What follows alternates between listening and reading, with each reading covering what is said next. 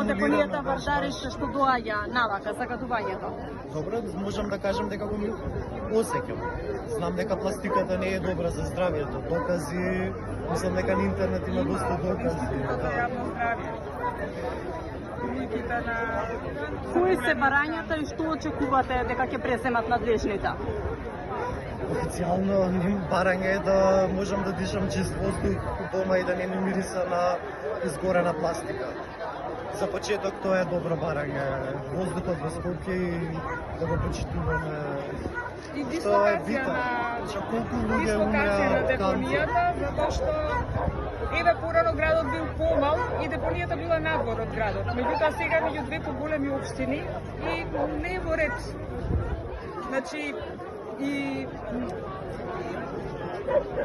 нереагирањето на надлежните институции сите овие години наназад, навистина го иритира народот. А иначе имаме во комши деца со алергии, со бронхијални астми, со пушење, ноќе во ниедно време, со спреј што користат цело време, стари луѓе исто со респираторни болести.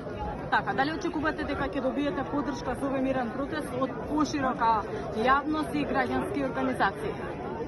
Мислам дека се гледа дека има некои више здруженија очекувам од научната тела очекувам и таа да се разбуди и да не поддржи. Од политичарите не очекувам. Очекувам да биде само сликање за политички поени и после да биде се заборавено. Како сите овие години наназад, 10 години барем. Хвала ви.